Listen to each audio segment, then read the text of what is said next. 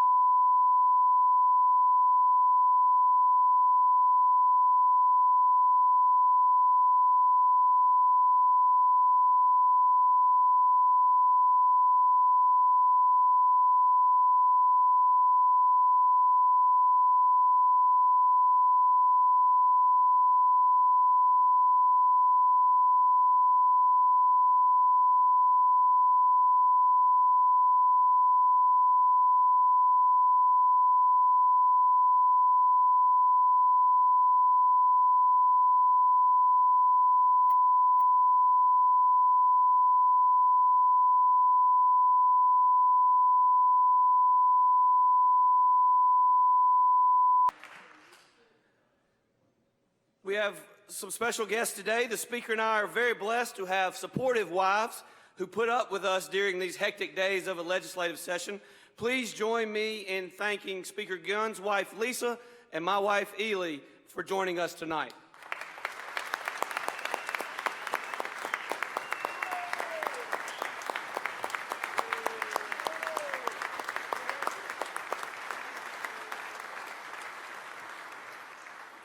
Thank you. Now, let's welcome our statewide elected officials tonight. First, Attorney General Jim Hood.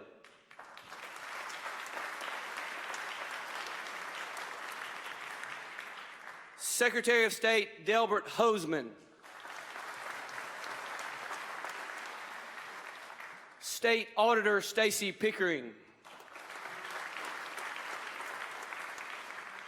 And State Treasurer Lynn Fitch. Thank you for each of you being here with us tonight. At this time, I'm going to ask you to help me welcome the members of the Mississippi Supreme Court. Please hold your applause until all have been introduced. First, Chief Justice William L. Waller, Jr. Presiding Justice Jess H. Dickinson. Justice James W. Kitchens.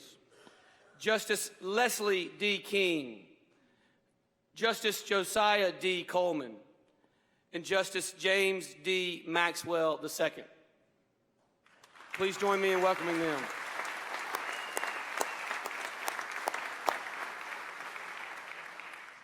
And now, help me welcome the members of our State Court of Appeals. Again, please hold your applause until all have been introduced. Chief Judge L. Joseph Lee. Presiding Judge Tyree Irving. Presiding Judge Kenneth Griffiths, Jr. Judge Donna Barnes. Judge David M. Ishii. Judge Virginia C. Carlton. Judge Eugene Love Fair, Jr. Judge Jack L. Wilson. Judge Jim M. Greenlee. And Judge Latrice A. Westbrooks.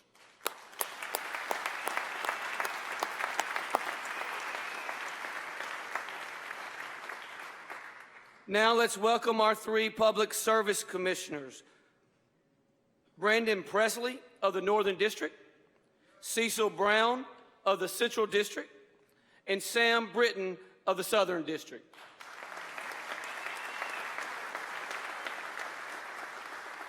Thank you, gentlemen, for being here. And now, help me welcome the three members of our Transportation Commission. First, Mike Taggart of the Northern District, Dick Hall of the Central District, and Tom King of the Southern District. Please join me in welcoming them.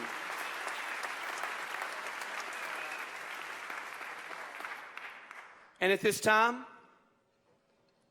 the moment we have all been waiting for, please join me in welcoming someone who needs no introduction to this crowd, and that is our Honorable Governor of the State of Mississippi, the Honorable Phil Bryant.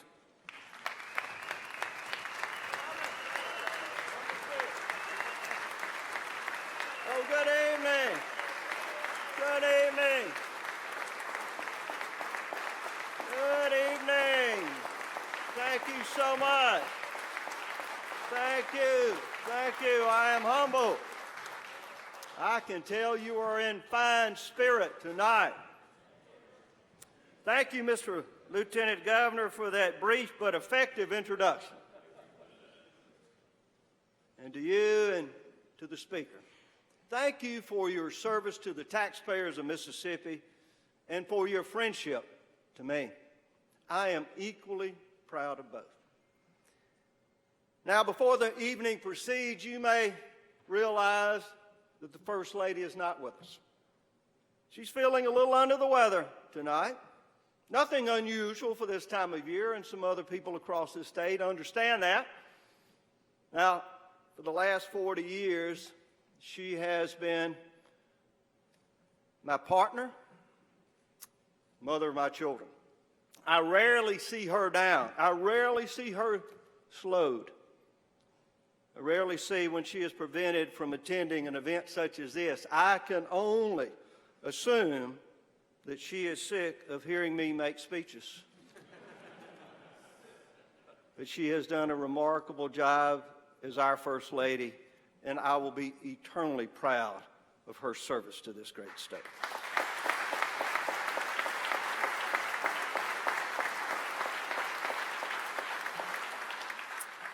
Let me also thank the members of the House and the Senate for allowing me to use our beautiful Capitol to share this update on our accomplishments and challenges as we continue our mutual effort to make Mississippi better than ever for today's citizens and the next generation. To all state, federal, and local officials, thank you for your service and attendance here tonight. To the members of our armed forces serving here and abroad, thank you for protecting our freedoms.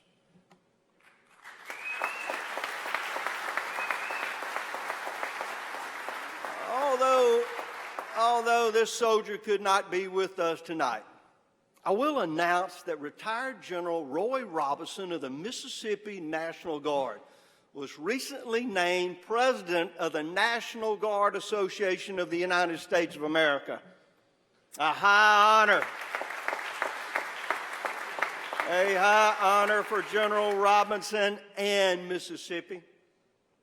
We do have a soldier here tonight. I would like to recognize, with your indulgence, General Durr Bowles, who I have appointed as Adjutant General to lead the Mississippi National Guard. I will now ask this soldier to stand and receive your appreciation, General Bowles.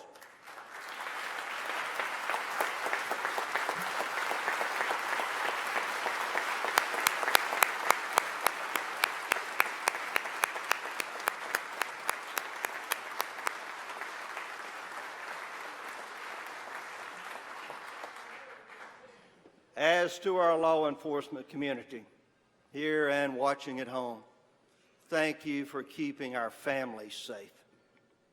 The first and most important responsibility of any governor is public safety. Now, across our nation, law enforcement is under attack. Here in Mississippi, most of our citizens continue to support and respect the men and women who wear the badge and protect and serve. Now, I appreciate the legislation you have introduced to protect law enforcement and show the nation that here in Mississippi, blue lives matter. 2016 was difficult for law enforcement as we saw the wounding of 3 Mississippi Bureau of Investigation agents and the tragic loss of Mississippi Bureau of Narcotics Special Agent Lee Tart during a hostage crisis. Agent Tart gave his life to save a 10-year-old little girl. We must never forget his sacrifice and the sacrifice of those who have gone before him. This year, we should dedicate ourselves to support and honor and back the badge.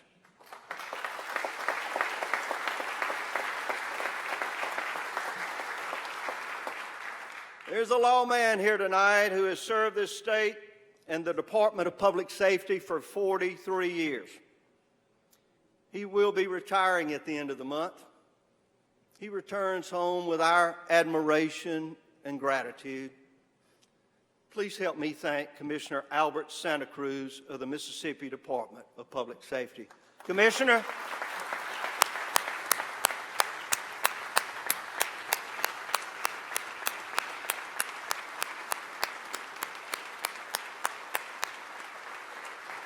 at this point, Commissioner Santa Cruz would want me to remind you we are in desperate need of a new trooper school.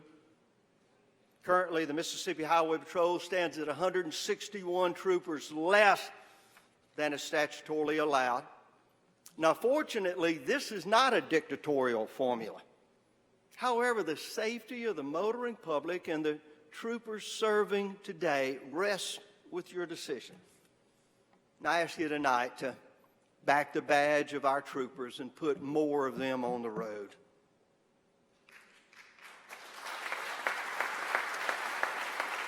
To the taxpayers who hear this message, rest assured your governor recognizes that you are sovereign. You, by the power of your vote, grant us the authority to govern. The Mississippi Constitution makes clear that all power is vested in and derived from the people.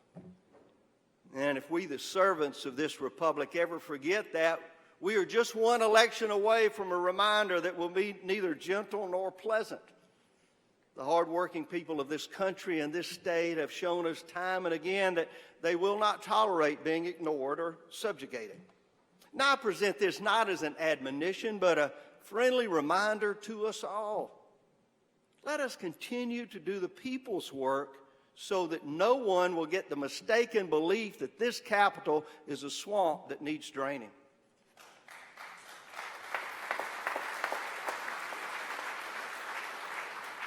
Fortunately, we and the people have a lot to be proud of. The number of Mississippians who are unemployed is the lowest since February of 2004. In fact, Mississippi was one of only 9 states to experience what the Federal Bureau of Labor Statistics called a significant decrease in unemployment. The last 12 months we have announced, please, I'll wait.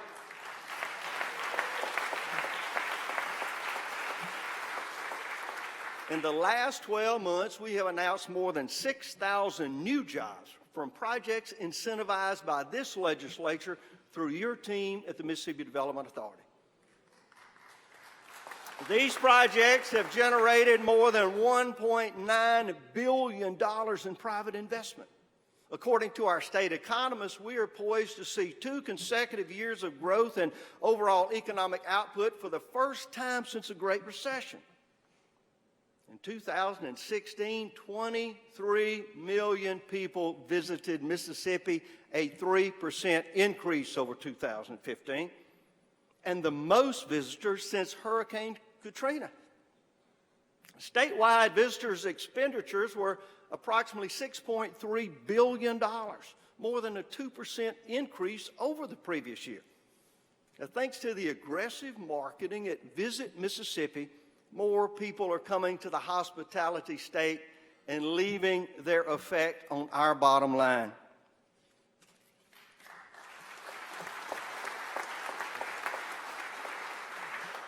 We, this great state, has been awarded a 6th consecutive Silver Shovel by Area Development Magazine. But just recently, Mississippi was awarded Business Facilities Gold Award for the top economic development deal of 2016 for Continental Tire, located right here in Hinds County. Meridian, Mr. Speaker, Meridian was selected as the location for Raytheon's T-100 assembly plant over 40 sites in 9 other states. If selected by the United States Air Force, Raytheon and his partners will be assembling the next generation of supersonic trainers at Key Field in Meridian, Mississippi.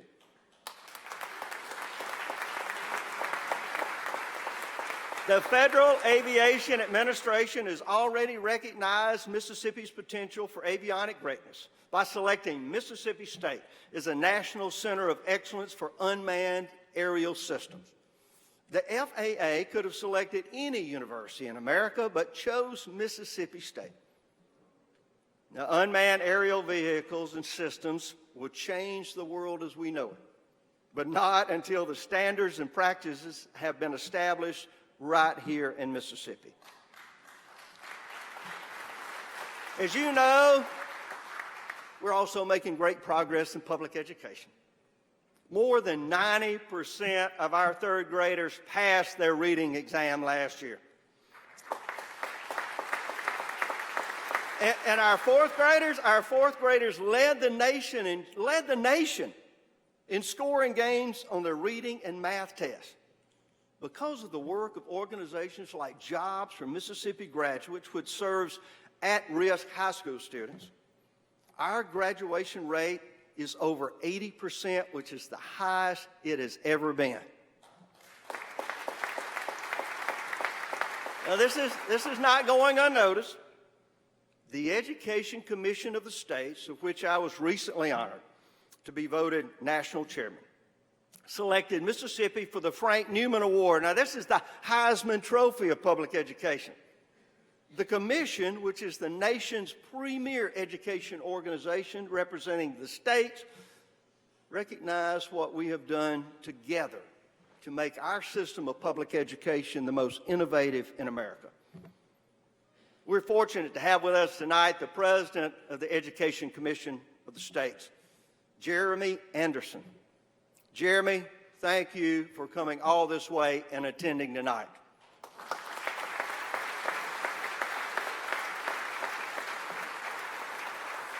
Now, these successes only come from working together and from listening to stakeholders such as teachers and principals and, most importantly, parents. Now, to personally witness the stakeholders and innovators, I recently visited the Academy of Innovation, which is part of the Vicksburg-Warren School District. The hardworking and dynamic leader of this diverse and challenged school district is Dr. Chad Shealy. The STEM program at the Innovation Academy is intentionally designed to provide personal relevance. Now, Dr. Shealy believes, as do I, that all education should lead to employment. Tonight, I want you to meet Superintendent Chad Shealy and welcome back to this chamber his biggest supporter and Vicksburg Mayor George Flaggs. Gentlemen, thank you for being here.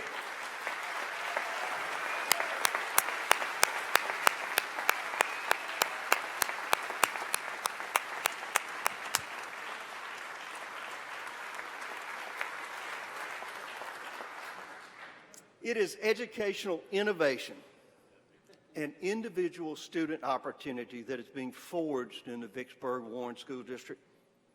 Such innovation will bring about the real-world improvements and career and college readiness so desperately needed across our state.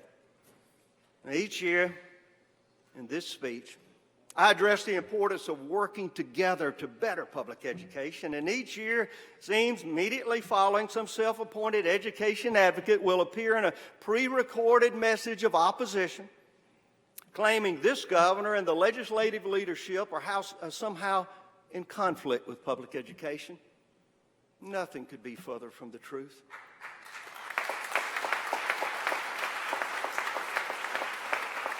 You see, we are determined to do something no one before us has ever achieved, to make Mississippi's public education system one of the nation's finest.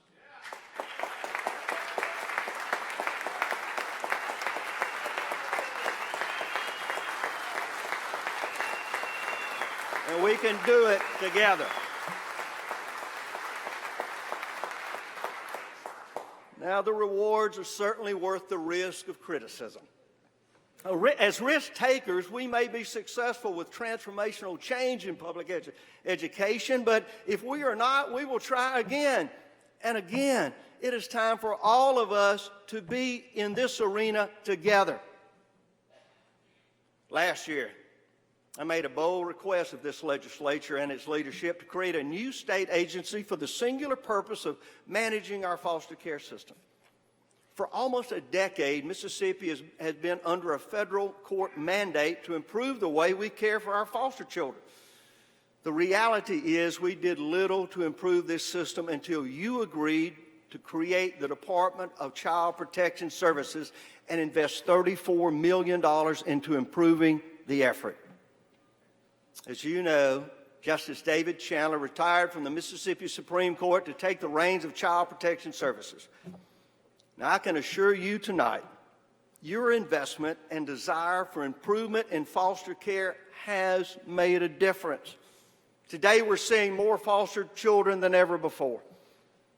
The most innocent among us who have struggled with neglect and abuse are receiving proper care.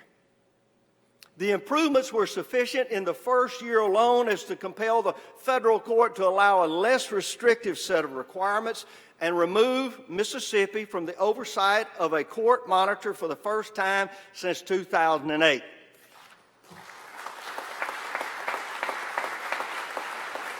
Dr. Chandler and his team deserve much of the credit for this success, and they should receive our gratitude for a job well done.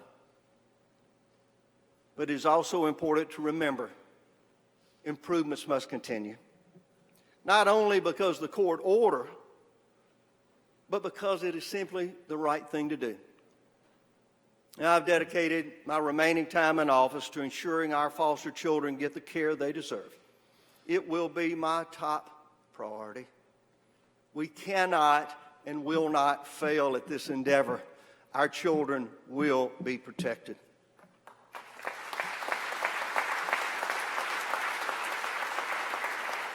Among the most serious obligations we have as representatives of the people is to appropriate their hard-earned tax dollars wisely and only on those programs and services that have clearly demonstrated benefits. Now, I understand the process of crafting a budget is difficult, and often it's thankless. The popular narrative that we don't spend enough will never subside. I've heard this refrain for each of the 25 years I've been a part of this process.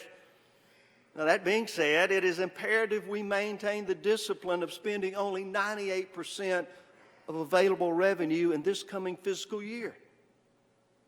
I thank the Joint Legislative Budget Committee for choosing to do the same. It is black-letter law, and we should simply abide by it. Now, while I acknowledge the temptation to set aside the 98% rule, the reality of doing so is a political convenience that is not without real-world consequences. Following the law and setting aside 2% of available revenue in the rainy day fund will lessen the likelihood of mid-year spending cuts if revenue should come in under projections. It will also protect the state's credit rating, in turn lowering the cost to taxpayers when we engage the capital markets. When I came into office in 2012, Mississippi had $115 million in rainy day fund. That was 5 percentage points less than what state law allows. The funding level peaked at just more than $400 million in 2016. But budget cuts I made last year, in keeping with my statutory responsibility, have lowered it. As you know, an additional budget cut of less than 1% was recently made in accordance with my executive obligations. Now, let me provide some reality here. My first budget as governor in 2012 was $5.53 billion. The most recent adjustment to the 2017 budget, it will still be $6.26 billion, or 13% larger.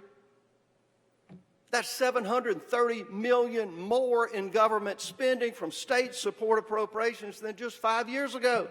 That's almost 3 times the rate of inflation. So any narrative implying draconian cuts in state service would simply be fake news.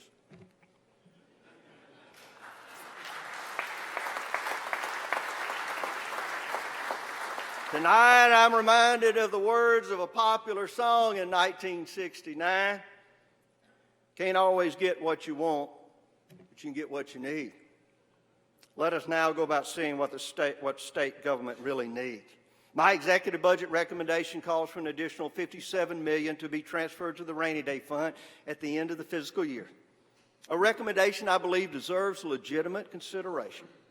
As I said, replenishing the rainy day fund as near to the full statutory amount must be a priority this and every year. And I will also ask you to create a new and separate savings account for this year, one that will house what remains of the initial payment from the BP economic damages settlement. That nearly $110 million should go into the Gulf Coast Restoration Reserve Fund.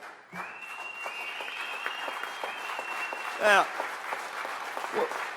when the time comes, thank you, Gulf Coast, when the time comes to assemble the budget for fiscal year 2019, I still believe the fund should go where the worst damage occurred, our Gulf Coast. However, I think it would be wise to reserve these funds until appropriate projects and potential leveraging of other funds can be thoroughly considered.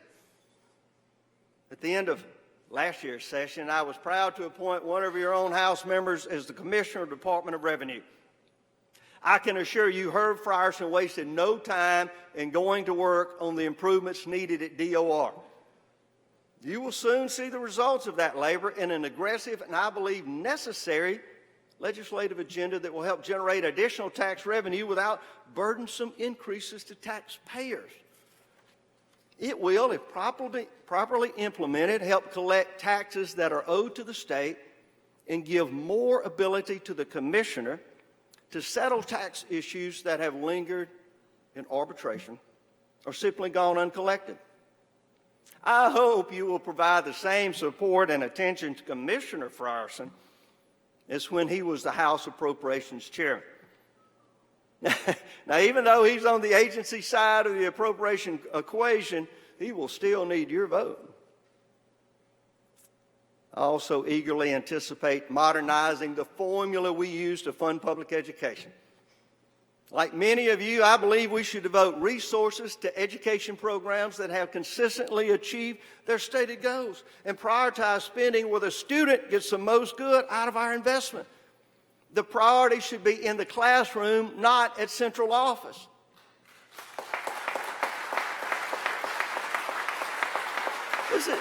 This is an idea that I hope is shared across the political aisle and by the educational lobbyists and education establishment. Our school children and their parents deserve nothing less.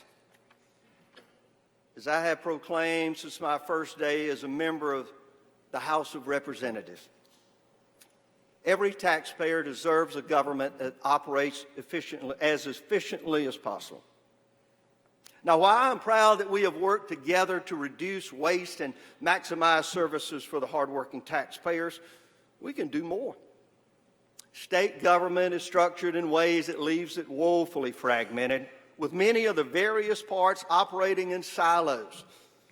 Consolidation among agencies, boards, and commissions, many of which serve identical functions and duplicate services, may not have a significant amount of save a significant amount of money immediately, but would over time generate the kind of cost savings that could strengthen core functions of government like education and public safety.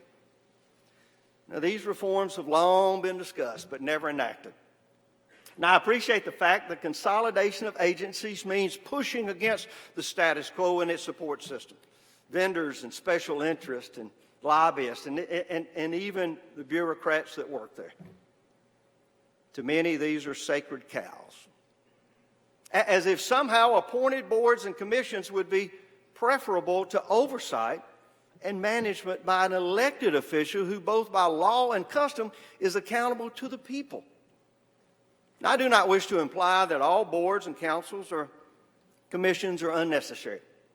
For example, the IHL board and the community college board provide valuable service and act as a buffer against political interference in higher education. The Ethics Commission is certainly a standard of accountability that provides the very foundation for public service. I will ask this session for an addition to these entities. Creating the Mississippi Faith-Based and Community Advisory Council will elicit, empower, and expand the work of volunteer faith-based and community organizations. I believe it will strengthen families across Mississippi and at no cost to taxpayers. Similar councils exist in a number of states, including Florida, where Rabbi Jeff Kurtzlander served before coming to Mississippi and leading the Beth Israel congregation. I want to sincerely thank Rabbi Kurtzlander for bringing this concept to my attention.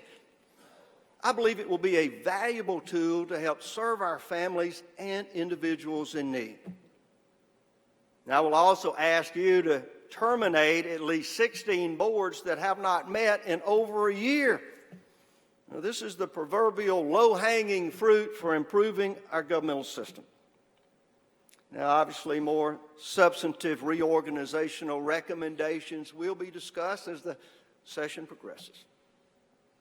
Now, while we're seeking efficiency, I believe it's also time to look at ways to grow revenue without raising taxes. As I stated in my budget recommendation, I'm open to a general discussion regarding the implementation of a state lottery. As you know, voters cleared the legal pathway for a lottery in 1992 when they chose to remove the constitutional prohibition and allow this legislature to provide authorization and control. Arkansas, the state closest to us in population and demographics, received $80 million from its lottery last fiscal year. That kind of data demands attention. When we see traffic crowded on the Mississippi River Bridge taking revenue to our neighboring state, it may be time to face a new reality. We can no longer contain the people's desire for a lottery. We can only force them to travel. Now, as many of you know, we have already embarked on one of the largest and longest and most meaningful celebrations in our state history. Our beloved Mississippi turns 200 years young in December. Before Alabama, there was Mississippi. Before there was California or Texas or Florida, there was Mississippi. It is now time for the 20th state to enter the Union to celebrate our history and embrace a brighter future. Our bicentennial is the perfect opportunity to share with the world everything that makes Mississippi the best place in America to live and work and raise a family. I hope everyone here and listening at home will participate in the events our communities have planned to mark this once-in-a-lifetime occasion. I hope you all embrace the reality that we are allowed this moment in time to join our hands and our hearts and reinforce those cherished ties that bind us into statehood. And like most nations and states, Mississippi has had its trials and tribulations that cannot be forgotten or excused. But we also have a rich history that should be celebrated by us collectively. We were first inhabited by Native Americans who continue to preserve their culture. We're joined tonight by my dear friend who leads the original and first people of the state, the chief of the noble Choctaw Nation, Chief Phyllis Anderson. Chief Anderson.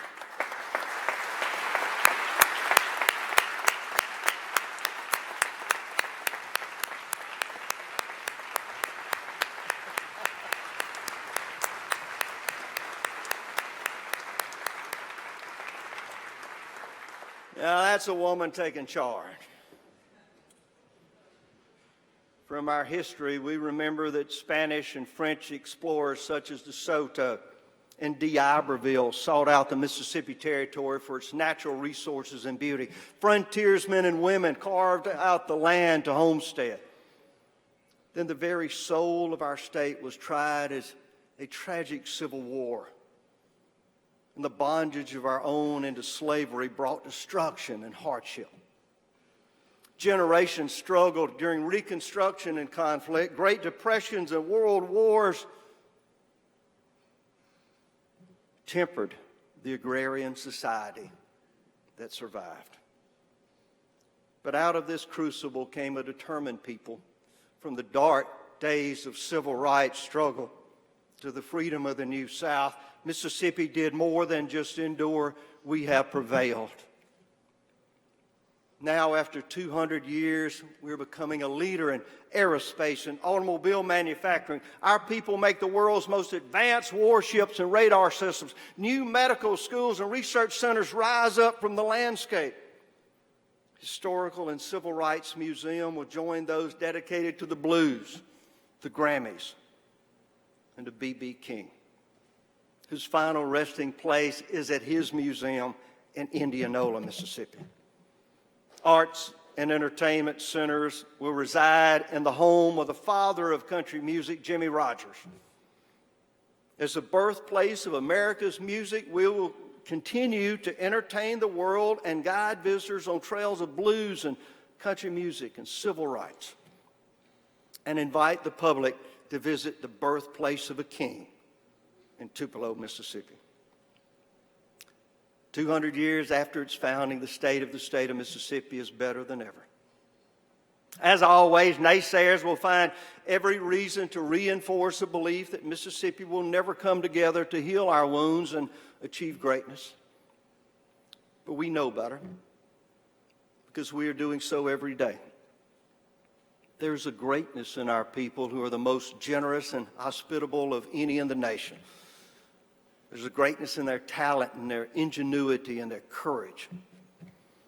I've seen similar traits and conditions among the people of Israel, one of the nations and world's most complex and diverse countries. When in Israel you see the hospitality and welcoming that are so common, you feel the deep faith of Judaism, but also an acceptance and understanding of other religions and denominations. No one seeks peace more than the Jews. Their salutation, shalom, peace to you. Mississippi has sought this elusive blessing as we struggled to become one state. Our people have endured the harshest of times and treatment and still achieved greatness. This greatness, we pray, will exist in our time and for all time for Mississippi. For as it was written so long ago, if my people which are called by my name shall humble themselves, pray and seek my face, then will I hear from heaven and will heal their land. May this promise always be our guide. And may God continue to bless Mississippi and the United States of America. Thank you so much for having me tonight. God bless you all.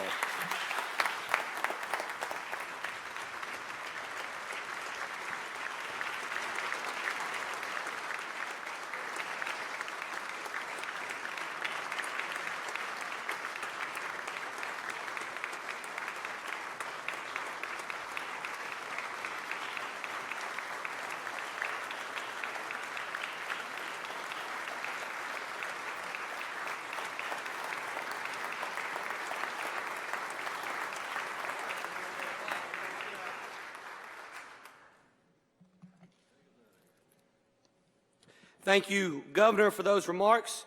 As this joint assembly comes to a close, I would like to recognize the gentleman from Holmes to dissolve the joint session. Thank you, Mr. President. I move that this joint assembly now be dissolved. Ladies and gentlemen, you have heard the motion from the gentleman from Holmes that this joint assembly be dissolved. All those in favor, please signify by saying aye. All those opposed say no. The ayes have it. We are adjourned.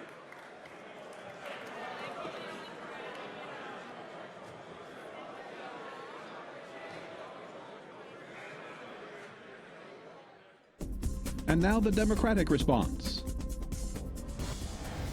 Good evening. My name is David Beria, Chairman of the Mississippi House of Representatives Democratic Caucus. Representative Sonia Williams Barnes, Chair of the Legislative Black Caucus, and Senator Bill Stone, Chair of the Senate Democratic Caucus, join me to offer the Democratic response to the Governor's State of the State address. Mississippi does have a lot to brag about. Things like our legendary musicians, best-selling authors, sports heroes, beautiful scenery, world-renowned medical research, and even rocket engines. Unfortunately, too often we lose the next great artist, doctor, innovator, and rocket scientist to other places across the country because there are many important things that we cannot brag about, like these. Mississippi has created fewer jobs since 2003 than the number we've lost. We have lost 3.2% of our total population to migration between 2014 and 2015 as our children graduate and move out of state for better opportunities.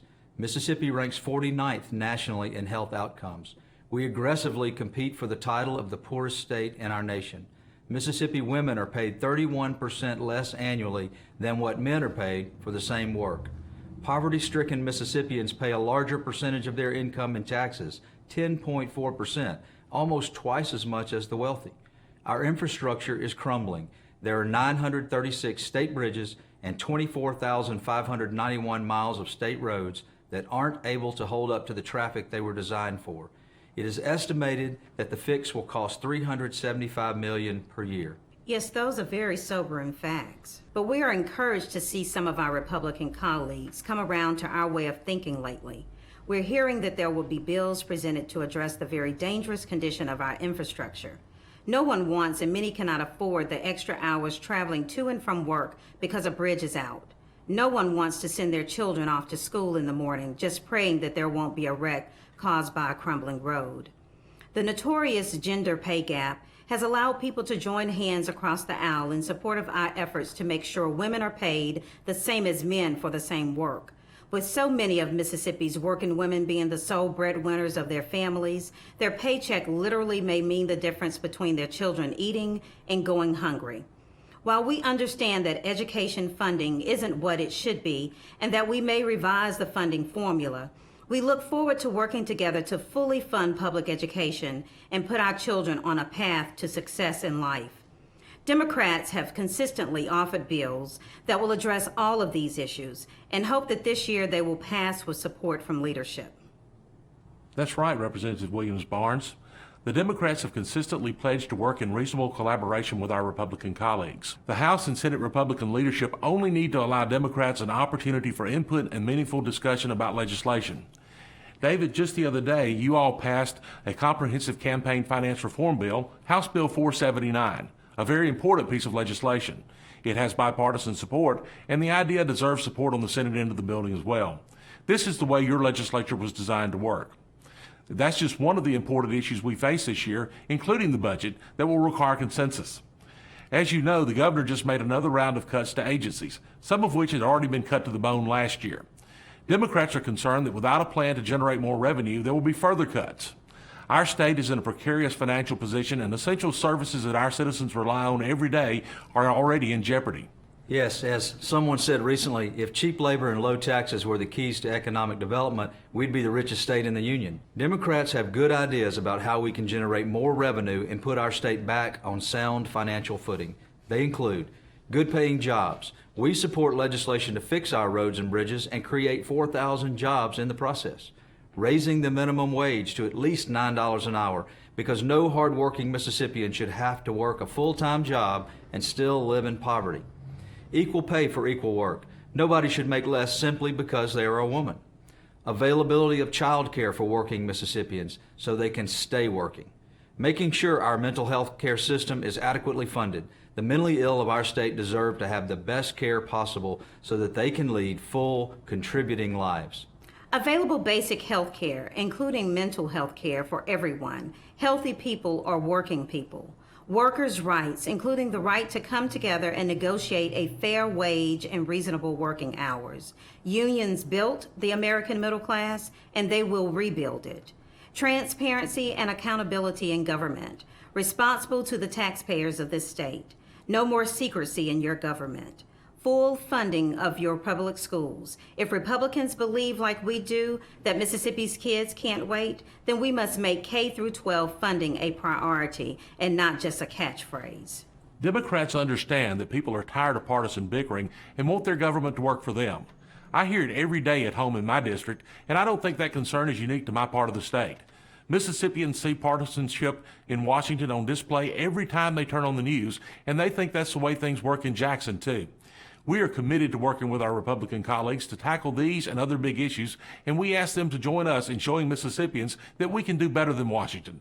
The problems we face weren't created overnight and are too big to be solved by one party or the other.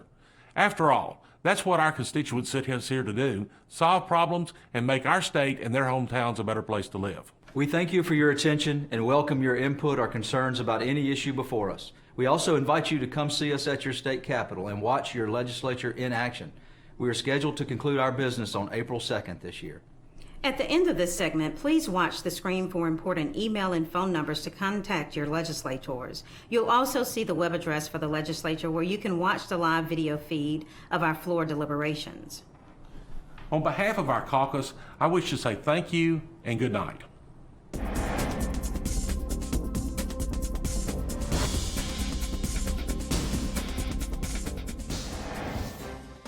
You've heard both sides. Now it's up to lawmakers to decide how to respond. Watch the debates unfold on MPB's At Issue, where we provide coverage and offer analysis on a wide range of issues facing the state. Tune in Fridays at 7:30, only on MPB.